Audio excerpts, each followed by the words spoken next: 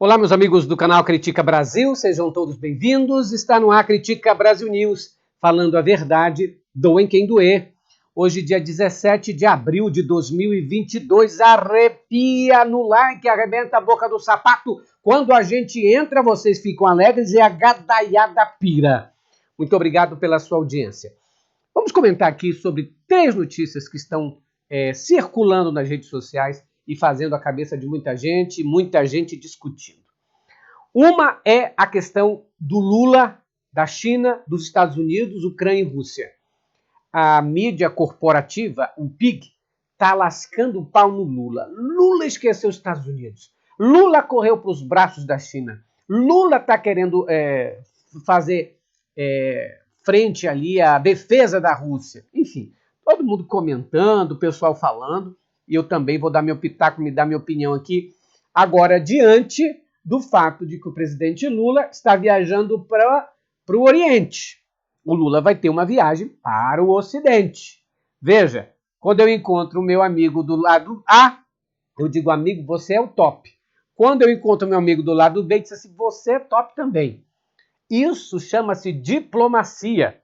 Ou vai querer guerra com aqueles que ele visita? Não é? Não dá. Agora eu vou explicar de uma maneira em números, para que a gente entenda por que essa viagem do Lula foi tão importante, por que as pessoas ficam tão oriçadas.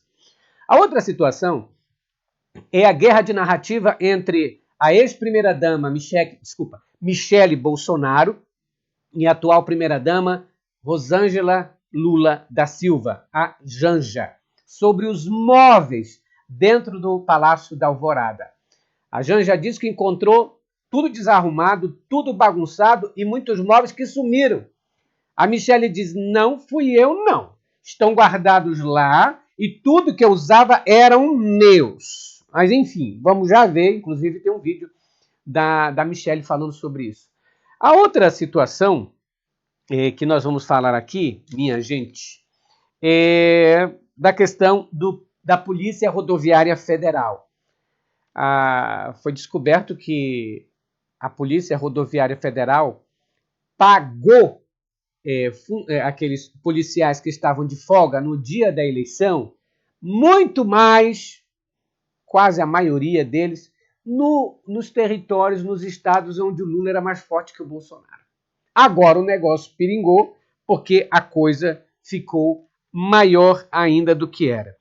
E o Supremo Tribunal Federal que vai começar a julgar os extremistas do ato de 8 de janeiro. Então se liga no Critica Brasil para arrebentar toco, feder chifre queimado. Antes das informações, se inscreva no canal, compartilhe o vídeo e mande para muita gente também. Se puder ajudar, ajude aqui pelo Pix, olha só o Pixzão, 61983046113 para arrebentar toco e feder chifre queimado, minha gente. Vamos lá, vamos no Critica Brasil.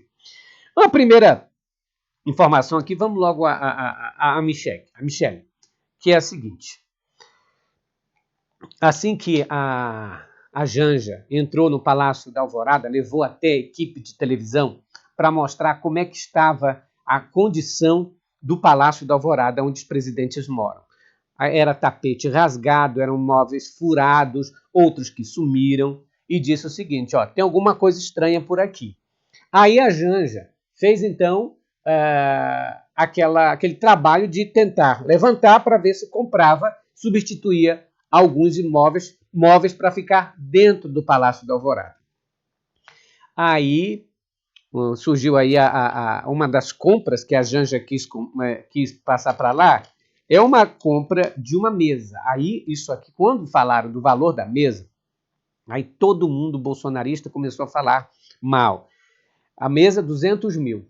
Aí foi barrado pelo Rui Costa, que é o ministro-chefe da Casa Civil, e disse, não, ó, isso pode pegar muito mal para o governo e tem coisa mais barata, pode ser. Aí foi cancelada essa compra. Mas isso não impediu que a gadaiada ficasse oriçada e dissesse, olha só, 200 mil numa mesa. Aí a Janja disse, não, era a mesa, mas é a mesa para o palácio. É uma mesa que ficaria no palácio, não é para mim. Vai ficar para todos os outros presidentes que vierem, porque os móveis que estavam aí custavam uma fortuna. Aliás, segundo o levantamento do próprio G1, os imóveis que sumiram custariam cerca de 500 mil reais, quase R$500 mil. E foram produzidos e fabricados, né, na engenharia, no designer do Oscar Niemeyer. Agora tu imagina. Aí a Michelle respondeu e disse: não, os móveis que estavam lá eram meus, eu trouxe do Rio de Janeiro e levei de volta. Vamos ver a defesa da Michelle? É isso aí que ela fala, vamos ver. Onde estão os móveis do Palácio da Alvorada? Aguardando ansioso por sua resposta. Então, esses móveis estão ou no depósito 5 do Palácio da Alvorada ou no depósito da Presidência. Existe esse depósito com várias cadeiras, mesas, sofás, quadros, que você pode fazer esse rodízio. Quando a Marcela Temer me apresentou o Alvorada em 2018, ela me falou dessa possibilidade e da possibilidade de eu trazer os meus móveis da minha casa e poder utilizá-los no Alvorada. Eu fiquei 6 meses dormindo na cama do Alvorada, cama que outros presidentes usaram, com certeza. No segundo semestre de 2019, a minha mudança chegou, tá? Até a pedido da minha filha Laura, que queria que nós fizéssemos uma sala com os nossos móveis da nossa casa do Rio de Janeiro. Então, nós tiramos os móveis, esses móveis foram para o depósito, eu coloquei os móveis do meu quarto e os móveis da sala. Então, que fique bem claro que os móveis que saíram do quarto e da sala eram os móveis da minha casa no Rio de Janeiro, assim como mostro nos registros de natais, de momentos em família, e eu tenho como provar. Agora, gente, existe um setor chamado setor de patrimônio, que fiscaliza e que cuida de todos os móveis do Palácio da Alvorada. Não é dessa forma, não é assim como eles estão colocando. Os móveis estão lá. Só que, infelizmente, os que pregam a humildade, a simplicidade, não querem viver no simples, tá? Zombando e brincando com o dinheiro do contribuinte. Nós ficamos por 4 anos no Alvorada, nós não fizemos nenhuma licitação de enxoval, não tinha toalha, não tinha roupas de cama decente, eu usei os meus lençóis na minha cama, na cama de visitas, para não fazer licitação, porque eu entendi o momento que nós estávamos vivendo. Agora eu sugiro a CPI dos móveis da... Olha, a Michelle Bolsonaro, ela chega a ser engraçada, né? Irônico. Vamos lá, vamos comentar essa fala dela. Ela diz que os móveis que estavam lá, ela não achou legal, então ela tirou os móveis, colocou numa despensa, no depósito, isso dizendo ela.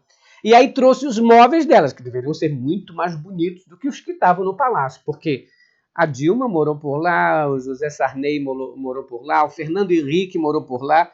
Eles não levaram os móveis dele, mas o da Michelle era tão chique, que ela preferiu os dela. E aí levou para lá, enfim. Ela disse que os móveis que a Janja deu falta, que a curadora lá do Palácio do Alvorada deu falta, ela disse assim, está no depósito lá. Só que de acordo com o próprio governo, a Casa Civil, esse depósito está uma bagunça. Móveis quebrados, estofados rasgados, quer dizer, não é aquilo que estava lá. O que está no depósito são móveis, segundo esta assessoria, são móveis já muito ultrapassados e velhos que não tem nada a ver com o que estavam lá.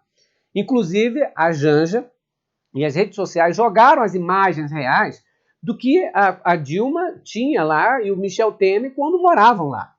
Ela citou o nome da ex-esposa do Michel Temer, dizendo que quando ela me mostrou, estava assim. Segundo ela, a filha dela queria os móveis lá, ela trouxe do Rio de Janeiro, veja, uma viagem. Enfim, ela falou que estão lá. A Janja disse, não está. E estão faltando os móveis. Agora, se a gente buscar por notícias, nós vamos notar uma coisa. Quando a Michelle e o Bolsonaro se mudaram do Palácio da Alvorada, foram diversos caminhões de mudança. Eu falei diversos caminhões de mudança, cerca de 5 a 6 caminhões. Então veja, caminhões grandes. Aonde Michelle tinha uma casa tão grande, que eu saiba, ela não morava numa mansão, né? Ela morava num apartamento de luxo, como a gente sabe, né? Uma casa de luxo, eles têm muitos imóveis. Agora ela não levou, porque nós não vimos essa movimentação para levar os móveis para dentro da Alvorada. Mas nós vimos movimentação de caminhões, diversos deles, no mínimo 6, levaram as coisas que estavam no Palácio da Alvorada para outro lugar. Aí é brincadeira a Michelle dizer que os móveis delas eram superiores. Agora, mais interessante ainda, ela dizer o seguinte, não, a gente não mudou, não fez licitação, porque a gente é humilde. Essa turma que entrou aí não é humilde, eles não querem viver na humildade, então querem comprar móveis novos. Nós não. Nós não fizemos licitação, não compramos móveis novos, porque nós entendíamos, veja, palavras dela, aí que vem a ironia, cara de pau. Nós entendíamos a situação do Brasil naquele momento. Como é que é? Oi? Entendiam a situação naquele momento? Ué, se vocês estão reclamando de móveis que a Janja podia comprar lá por R$500 mil, mas em cada motociata do Bolsonaro eram gastos mais de R$1 milhão. Cada motociata dele. Aliás, o Bolsonaro pagava lanche para gadaiada e gasolina no cartão corporativo, que a gente vê que os gastos já somam a R$39 milhões. Então, aonde estava esse pensamento por causa da condição que o Brasil estava vivendo? Me poupe. O que falar, então, dos 19 bilhões passados para a mão do Lira e dos deputados no orçamento secreto? Estavam pensando no bem da nação? E vocês não têm pudor, porque a situação é a seguinte. Quando vocês saíram do Palácio da Alvorada, até as carpas vocês levaram, até as moedas de dentro do chafariz e do dentro da piscina, do olho d'água que estava lá. Levaram até as moedas. Como é que não levariam? Sumiram carnes, mantimento, vocês levaram tudo que tinha na despensa, inclusive nos freezers. Todo mundo sabe disso. A reportagem do Metrópole foi lá. Agora, dizer que vocês não compraram móveis novos porque vocês estavam pensando na situação do Brasil é uma sacanagem tremenda. O desperdício no cartão corporativo, até não vou falar puteiro porque é muito feia essa palavra, até em casas de programa, foram denunciados pela imprensa.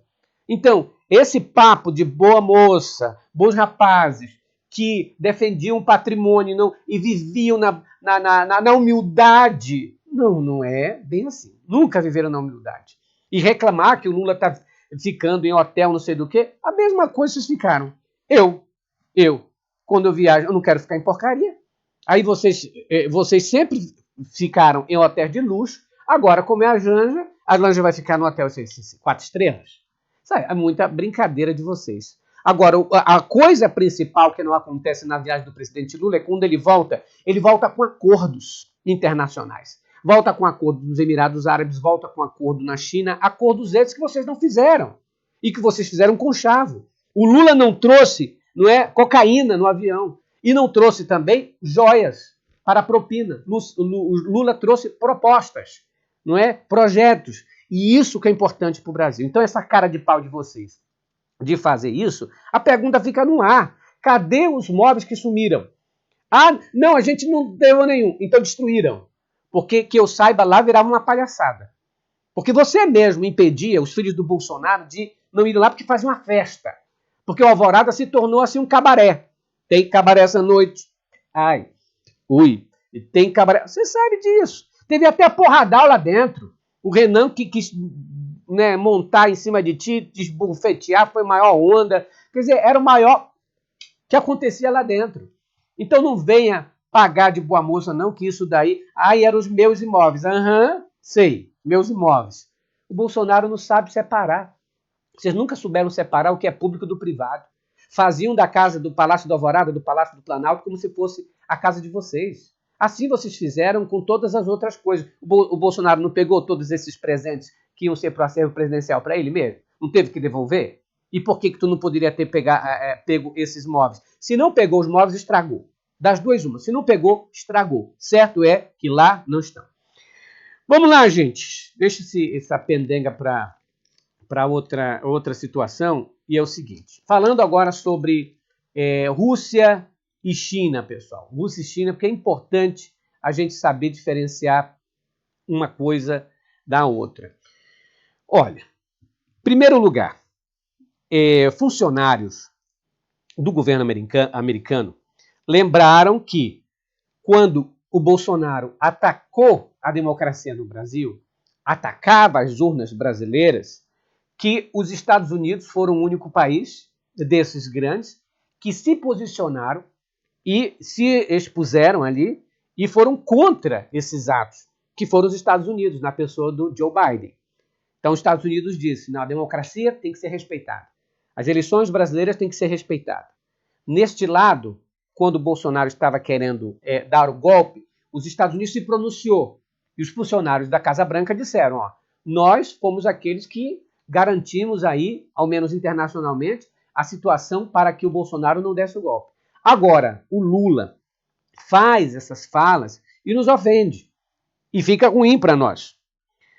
Agora, eu creio, gente, quando o presidente Lula ele disse o seguinte, porque os Estados Unidos ficaram com raiva. O Lula falou sobre a questão da moeda, do intercâmbio internacional, da compra e venda, das negociações feitas em dólar, e não no dinheiro que os países possuem. O que o Lula quer é essa quebra do domínio americano sobre as importações e exportações, essa quebra do câmbio internacional, e quer que a sua moeda valorize. Isso é normal. Tanto é que na fala do Lula, o real aumentou de valor e o dólar desceu. Por quê? Porque o dólar faz tempo que se tornou uma moeda mundial, feita em transações internacionais, algo que eles colocaram que como se fosse uma regra a seguir. E não é. E o presidente Lula está certo ao querer dizer que nós podemos negociar com a nossa própria moeda.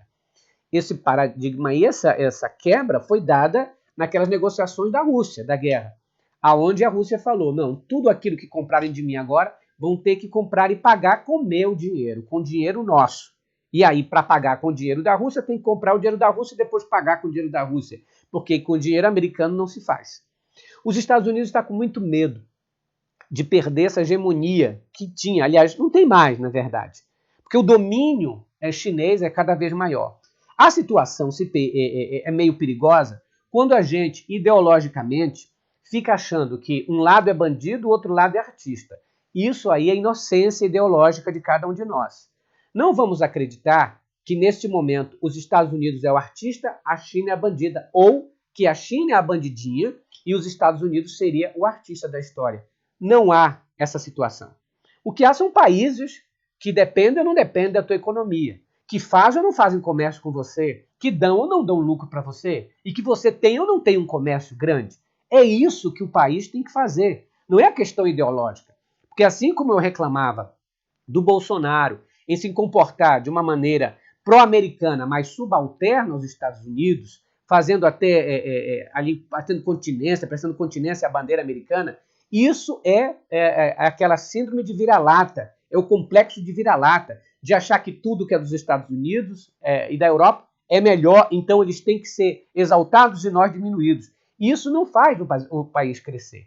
Um país ele tem que ficar ali, de igual para igual. Ser tratado como igual, não ser tratado como inferior. É este o problema dos Estados Unidos. Querer tratar os outros países como inferior. O que a China está fazendo é tratar o país como parceiro econômico. É por isso que o alinhamento do presidente Lula nesse momento é muito mais estratégico do que ideológico. Muita gente fala, não, é ideológico porque é esquerda e tal. Gente, o que é esquerda para você? O que é esquerda? Não há esse movimento de esquerda e de direita. O que há é o capitalismo no mundo. A China não é um país socialista. A China é um país capitalista. Esqueçam isso. Esqueçam de dizer que a China é socialista. Não existe isso na economia. Se uma economia ela é global, se uma economia ativa as bolsas de valores, se uma economia faz transações de lá para cá, não é uma economia socialista. É uma economia plural e capitalista. Só que, diferente dos Estados Unidos, a China está tratando seus parceiros como iguais. E os Estados Unidos sempre mantiveram aqueles parceiros como subalternos. É por isso que agora a chamada nova ordem mundial, a partir do momento em que a Rússia entra na Ucrânia e não aceita a intervenção da OTAN, ali a China fica ponderada, os Estados Unidos atiça a Ucrânia porque está rendendo para eles dividendos com a guerra, porque eles são os maiores produtores de arma no mundo, e aí faz esse giro internacional. O Bolsonaro não entendia isso.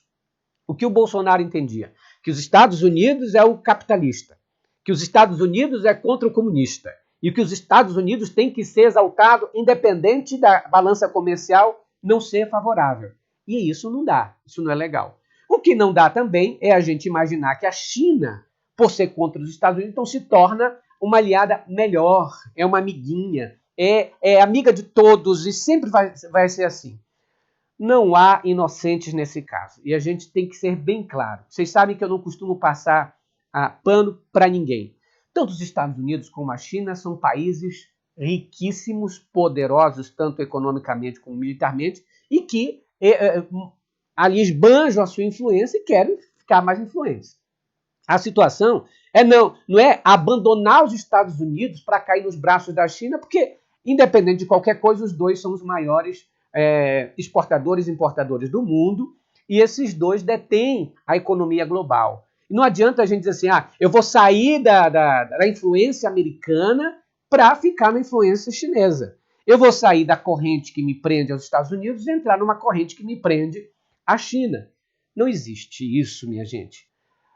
A gente já aprendeu pela história que para que um império, desapareça, outro tem que aparecer no lugar. Então, sempre nós vamos viver assim, através do império econômico. Agora, como eu falei anteriormente, o que a China demonstra é que esse sistema imperialista de tratar os outros como subalternos não tem. E isso é importante, porque a economia chinesa é a que tem crescido muito mais e é que está mais influente. E outra, o Lula faz isso mirando a economia brasileira. Qual é o maior país, o principal parceiro econômico do Brasil? Quem é? A China. A China em primeiro lugar. Esse é o principal parceiro econômico do Brasil. Eu até coloquei aqui, numa imagem para a gente ver. Em primeiro lugar vem a China, parceiro econômico do Brasil. Aí vem a União Europeia. Aí vem os Estados Unidos e vem a Argentina. Estes são os que mantêm o comércio com o Brasil. E qual é que dá mais lucro para o Brasil? De longe, a China. Vou mostrar aqui uma tela para vocês verem. Olha isso aqui. Esse aqui é o gráfico. 32% dos 280 bilhões exportados tiveram a China como destino. Isso aí é o gráfico de 2021. Olha aí, a China, 89,7% de exportação e 48,3% de importações. Ou seja, o Brasil exportou para a China, ou seja, vendeu para a China 89 bilhões e exportou 48, ou seja, comprou. Então, existe o que? Um chamado saldo. O saldo é o chamado superávit. Você vendeu mais do que comprou. Então, a China está em primeiro lugar. Um saldo de 41,4. Já nos outros, por exemplo, a União Europeia, que tem a ligação com o Brasil aí, exportações 36,5%, importações 38,3%. Há um déficit. Isso não quer dizer que a gente tem que parar, né? Porque existe esse intercâmbio, que o Brasil exporta 36,5% e importa 38,3%. Aí é um déficit de 1,7%.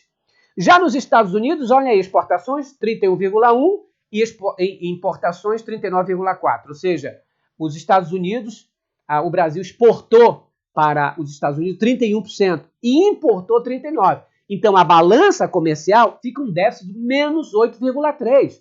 Ou seja, os Estados Unidos, eles fazem o comércio, mas não dão aquele lucro que nós esperávamos. O lucro verdadeiro vem da onde? Vem da China. 41,4%. Ou seja, o que nós exportamos para a China é 3 vezes maior do que o dos Estados Unidos. Então, não é uma questão ideológica. É uma questão econômica. É uma questão de você saber quem é o que compra mais de você. Quem é a pessoa que dá mais emprego dentro do teu país. Quem é a pessoa que é o país que abre mais movimentos financeiros. É aquele. Então, eu vou fazer comércio com aquele. Eu não vou deixar de fazer comércio com o outro. Mas eu tenho que agradar esse. Agradar em falas, em conversas, isso é diplomacia. O presidente Lula vai equilibrar essa situação quando viajar para a Europa. Porque lá ele vai com o Macron. Macron já tem um contato com ele. O alemão Olaf Scholz foi o primeiro a visitar o Brasil, o presidente da Alemanha, o chanceler alemão. E a Alemanha é o país mais rico da Europa. e é o país que, não é, tem uma exportação muito grande com o Brasil. Então, é a França, a Alemanha, a Inglaterra e os Países Baixos, que é a Holanda. Então, aí você vê, o presidente Lula está fazendo os movimentos dele. E, através disso, ele consegue uma ampliação maior como líder, mesmo nas intermediações de guerra, porque ele diz o seguinte, não precisamos fazer países que queiram a paz, porque a guerra não dá certo. E os Estados Unidos fica, de vez em quando, né, incentivando essa guerra. E é verdade. Os Estados Unidos precisam perceber que, nesse momento, a Coca-Cola da vez é a China. E aí a pergunta, se os Estados Unidos critica a fala do Lula, mas, ao mesmo tempo, quem é o parceiro principal econômico dos Estados Unidos, fora daquele eixo lá, México e Canadá? É a China. Quem é o maior credor dos Estados Unidos? A Arábia Saudita e a China. Então, os Estados Unidos têm laços econômicos com a China muito grande. Inclusive, o Xi Jinping se encontrou com Donald Trump. E essa forma não façam o que eu faço, mas façam o que eu digo. É praticamente isso. E quem é o principal parceiro econômico da Europa hoje? A China. Então, a expansão chinesa não tem como evitar. Não é uma questão ideológica, não é um país comunista. Não é país comunista. País comunista não existem bilionários. Não existem empresários bilionários. Então, essa situação de comunismo, isso é uma ideia da cabeça. Não há. O que há é países que não querem ser subalternos aos Estados Unidos e que os Estados Unidos, não gostando disso, bloqueiam economicamente e faz o país ficar pobre. Porque está naquele eixo aqui da América, como é o caso da Venezuela e é o caso de Cuba. Você vê algum país que tem um alinhamento socialista e que fique no lado da Ásia que seja pobre?